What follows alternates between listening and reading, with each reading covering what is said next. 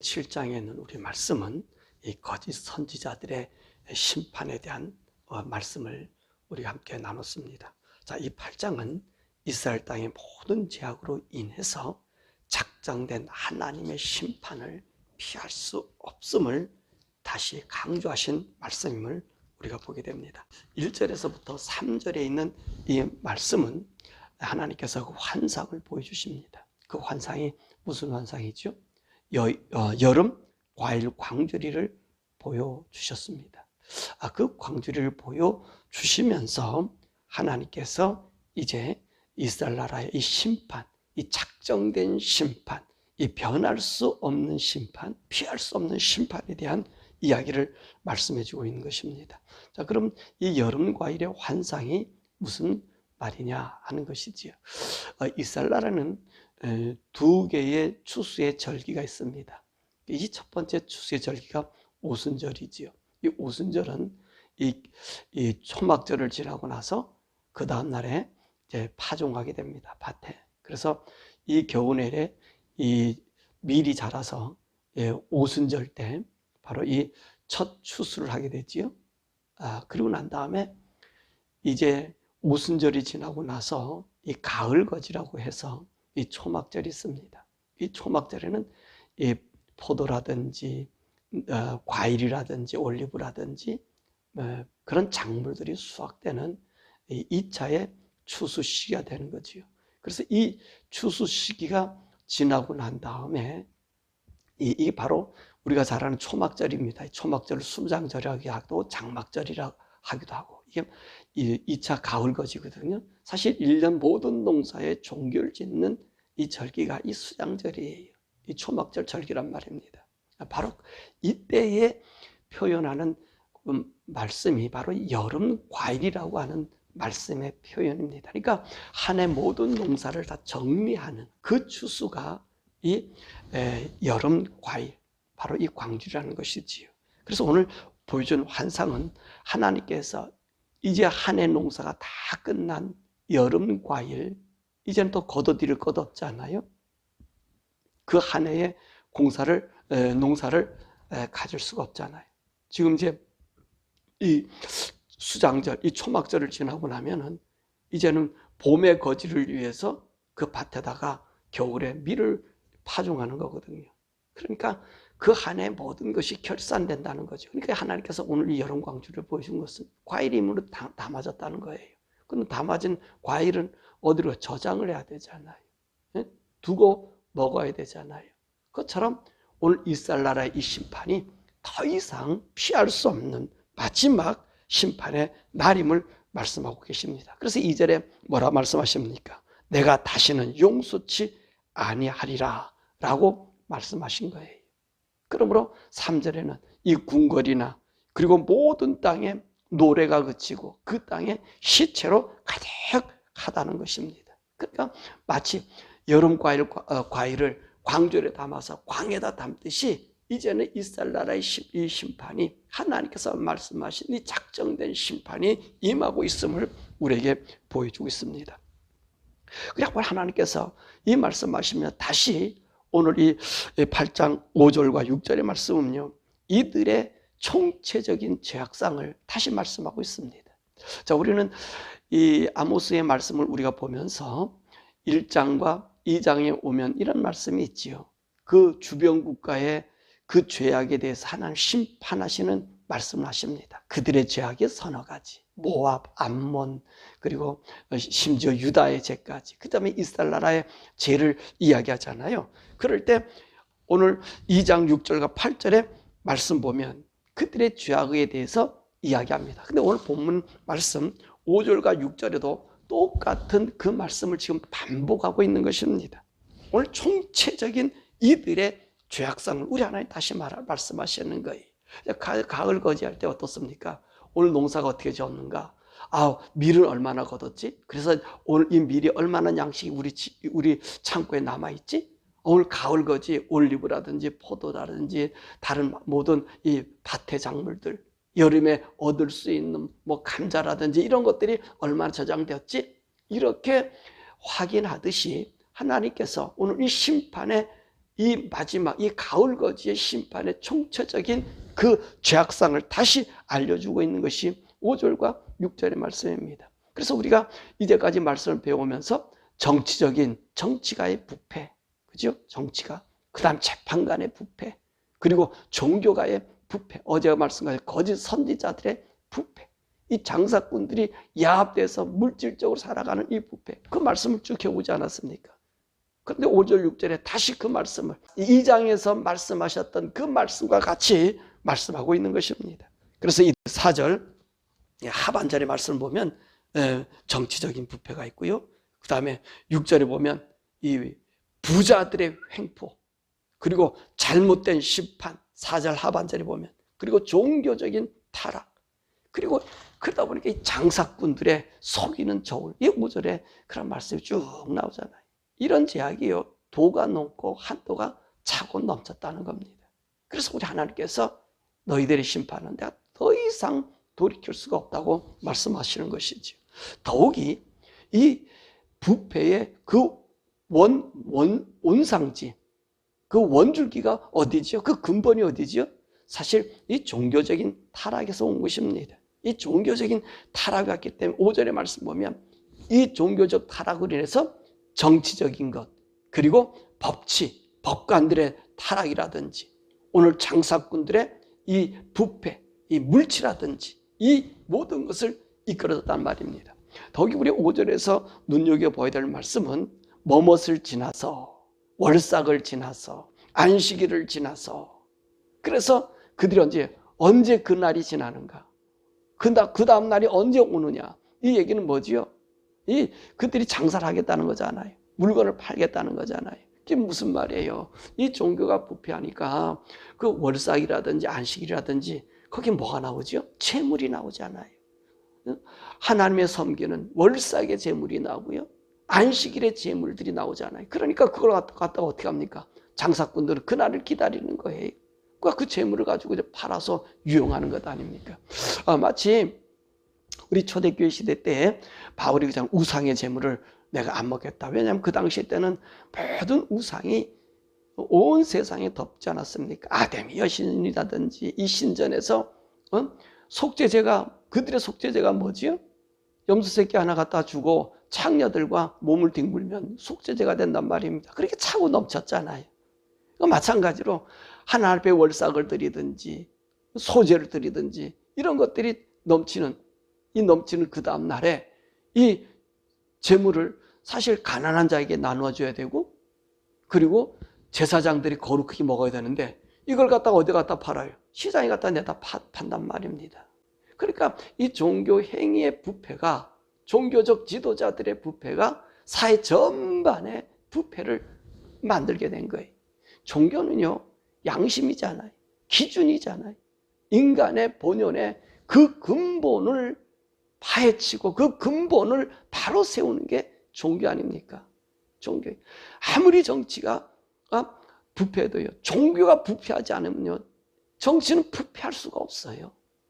그런데 종교의 근본이 부패해버리니까 오늘 이 이스라엘 나라의 부패의 온상이 되었다는 것입니다.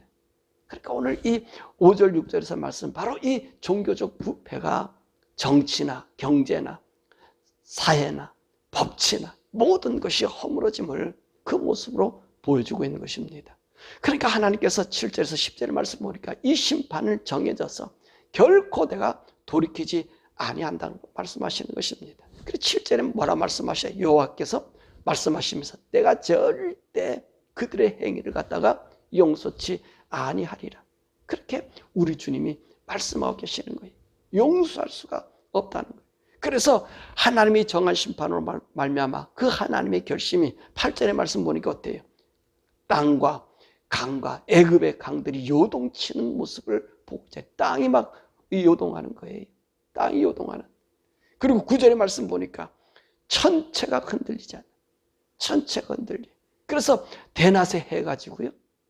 그리고 백주에 어둠이 짙어지고, 하나님의 진노가 그만큼 크다는 거죠. 그래서 하나님께서 요일서 같은 경우와 또 메뚜기 재앙, 그런 이야기를 보면서 그러잖아요. 해가 가려져 버리는 그런 일들을 하나님 보여주시는 거거든요. 이제 그런 말씀을 오늘 여기 있는 말씀 보면 천체가 흔들리겠다. 그건 자연현상의 하나님의 기류로 얘기했다면 천체가 흔들리는 일들이 하고 10절의 말씀 보니까 종교 행위가 무가치한 거예요. 절개 가서 애통하고 절개 가서 부르짖고 하나님을 찾아도 하나님이 들어주시지 않는다는 거예요. 하나님 이미도 떠났다는 거예요. 그러니까 하나님께서 무슨 말씀하셔요? 니들이 아무리 부르짖고 아무리 나를 찾아도 넌 나를 찾을 수가 없어. 나를 만날 수가 없어. 나의 정한 심판을 너희가 피할 수가 없어. 왜 하나님 피하지 못하게 만드셨죠? 하나님 그만큼 많은 선자를 보냈잖아요. 그만큼 많이 애원했잖아요. 그만큼 많이 기다리셨잖아요. 그러니까 하나님께서는 어떻게 하십니까? 그래? 아무리 내가 애원해도 내가 얘기를 해도 오히려 내가 얘기할 때마다 더 부패해졌다는 거지요.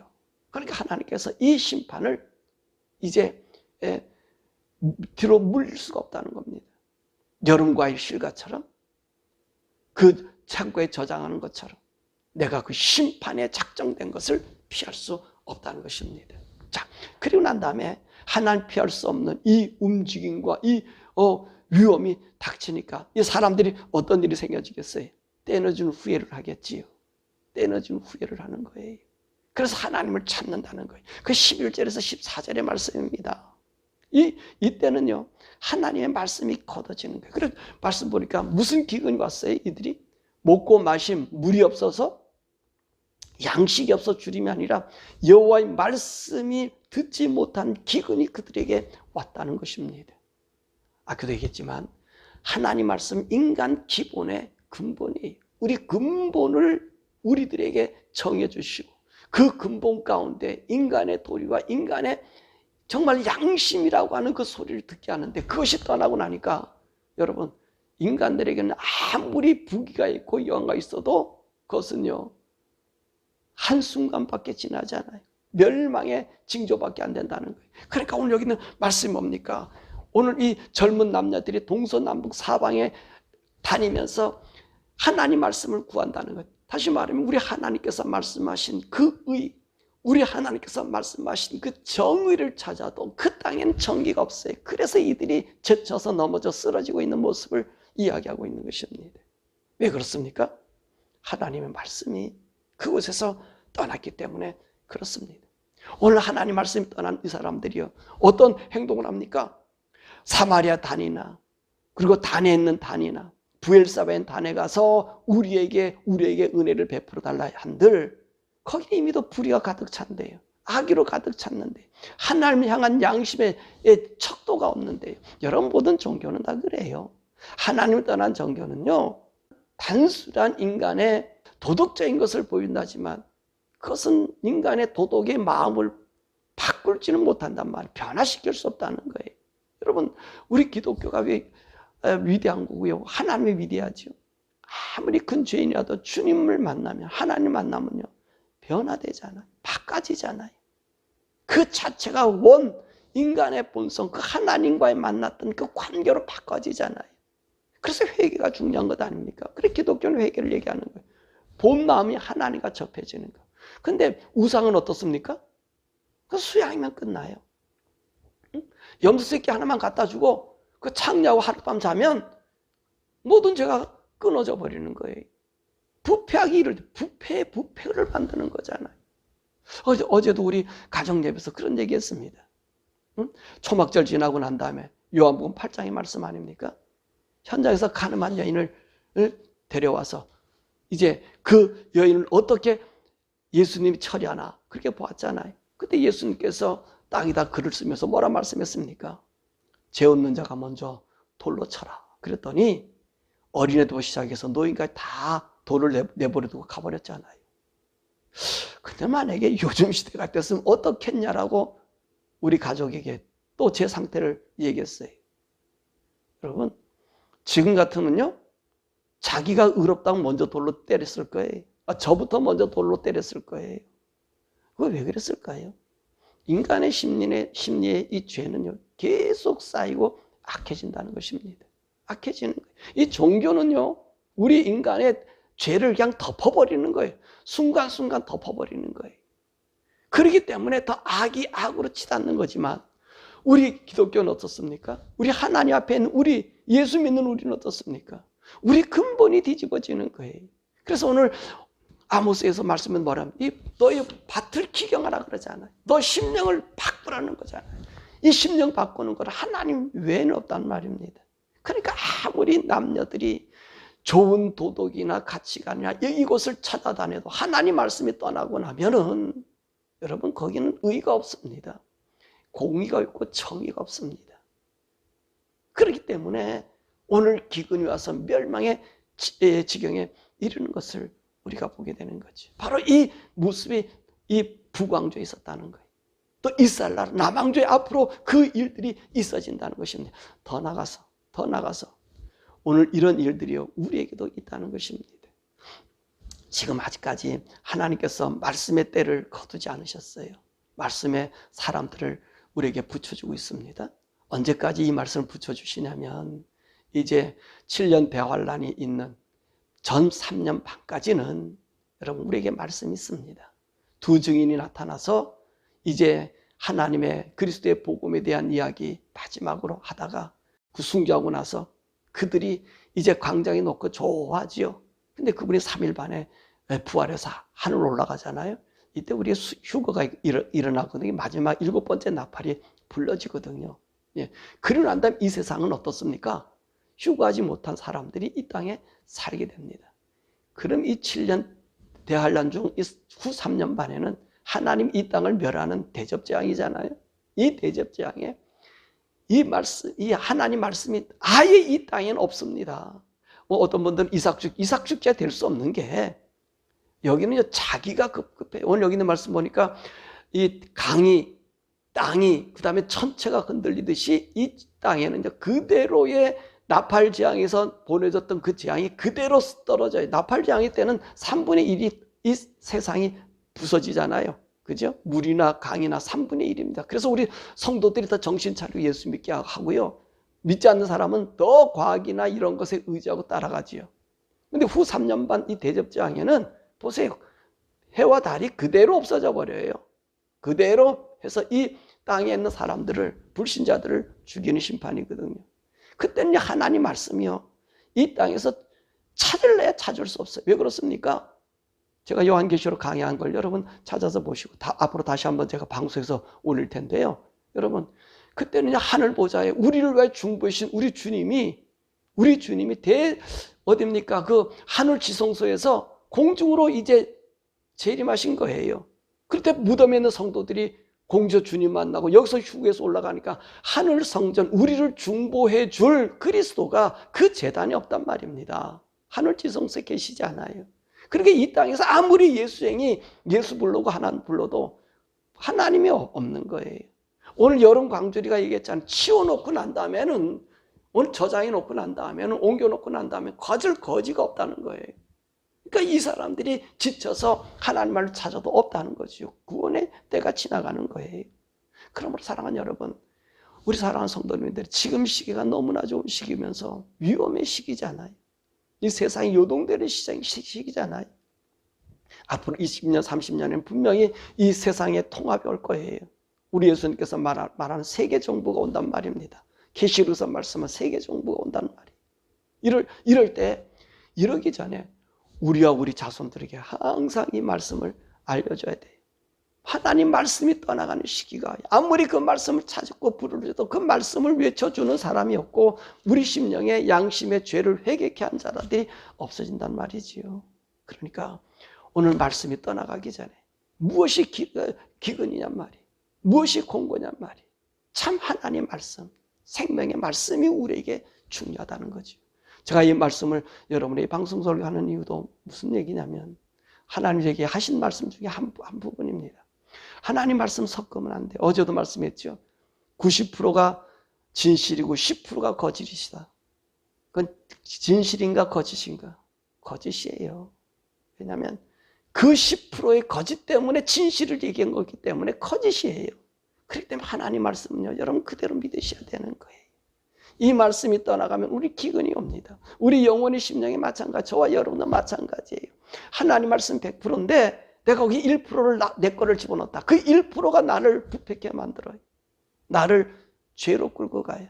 그래서 우리 기독교는 항상 우리의 죄를 자백하는 거예요. 고백하는 거예요. 왜 성령님이 필요하지요? 나의 죄를 알게 해달라고. 내가 하나님과의 관계, 이 거룩함에서 떠나지 않게 해달라고 성령님이 필요한 거고요. 그래서 우리 하나님이 성령님을 보내주신 거예요. 사랑하는 여러분 결코 하나님 말씀을 세상과 섞지 말고 세상을 비유해서 이해하려 하지도 말고 그 말씀을 따라 살면 성령님 나를 이끌어 주시고요. 그 말씀을 깨달아 주시고 분별하게 해주시니 우리의 참 영적인 기갈이 없는 우리 성도들, 영으로 성령의 충만함으로 하나님과 교통함으로 정말 우리 하나님의 그 심판이 아니라 그날은 우리 영광의 날이잖아요. 그날은 우리 기쁨의 날이잖아요. 우리 성도들이 이 땅에서 만약에 주님 오시기 전에 우리가 죽는다고 하는 죽음의 그날은요, 영광으로 입져가는 날이잖아요. 죽음이 두려운 것이 아니라 죽음이 행복이 돼야 되잖아요. 죽는 날이 나를 기쁨의 날이 돼야 되잖아요. 아니 내가 지금 죽어도요. 그 기쁨의 날이 돼야 돼요. 그럼 어떻게 되죠? 하나님 말씀과 성령님이 나를 이끌어주고 예수 그리스도의 보혈이 날마다 나에게 넘쳐나야 되지 않겠습니까? 그래야 하나님이 정한 심판에서도 보호 안 받는 성도가 되게 될 것이고, 만약에 우리가 그렇지 못하게 된다 그런다면 여러분 오늘 쭉정이가 돼서 정말로 통곡과 울음과 하나님을 찾아도 만나지 못하는 인생이 되니까 오늘도 이 말씀을 보시면서 오늘 아모스 8장의 말씀을 보시면서 나는 하나님 앞에 저장받을 수 있는 마지막 가을 거지의 그 과일이 될 수 있는 그런 성도 되시기를 주님의 이름으로 간절히 축원합니다. 우리 시간에 함께 기도하지요. 하나님 날마다 성령의 음성을 듣고 살 수 있게 해달라고. 여러분 성령의 음성을 듣는 건 너무나 간단한 거예요. 예수 그리스도의 보혈을 믿죠? 그러면요 그분이 자연히 오게 돼 있고요. 우리가 거듭난 하나님의 사람이기 때문에 여러분 그 하나님의 음성 분별력을 들을 수 있어요. 그럼 성령 받으면 우리가 점치는 자, 예언하는 자. 여러분 우리 하나님 점쟁이를 만들려고 성령 주신 게 아니고요. 그분과 대화하려고 만든 거고요. 그분과 관계가 끊어지지 않으려고 만든 거예요. 뭐 성령 받으면 무슨 저거 신령하고 이건 점쟁이들하고 사탄이 장난질 때가 많아요. 제가 항상 얘기하죠. 우리 성령의 사람들이요. 내가 죄가 있으면 하나님 음성이 나와 대화가 되질 않아요. 하나님과요. 그것을 우리가 알 수 있어요. 이건 누구나 공통적인 거예요. 누가 신령하다 안 하다 우리는 그거에 관계가 되지 않고요. 내가 그분의 음성 듣고 나의 삶이 하나님 앞에 온전해지느냐, 그것이 우리에게 포커스거든요. 그분은 또 그렇게 우리를 인도해 주셔요. 그리고 때로는 내가 잘못하면 그분의 탄식이 나의 영에서 막 움직이는 소리가, 우는 소리가 들려요. 대단하셔요. 이런 우리 기쁨과 그 하나님 동행하는 거거든요. 하나님, 저로 하여금 성령을 따라서 하나님 말씀 위에 서서 살 수 있는 그 심판의 날에, 작정된 심판의 날에 내가 보호받는 하나님 편에 있는 우리 영광의 사람 되게 해달라고 우리 기도하고, 우리 대한민국 좋은 지도자가 나타나야 되겠죠. 우리 미국 좋은 지도자가 나타나야 되겠죠. 우리 성도들 바른 성도로 깨어나야 되겠죠. 하나님, 우리 대한민국과 이 미국에 복을 내려주셔서 좋은 지도자들, 좋은 재판관들, 좋은 주시자들, 이 지도자들 우리 나타나게 하라고, 더욱이 우리 영으로 바로 깨울 수 있는 우리 목사님들이 많이 일어날 수 있게 해달라고, 또 우리 자신들도 그런 영의 사람 되게 해서 분별할 수 있는 자가 되게 해달라고 우리 주여 부르고 함께 기도하지요. 주여!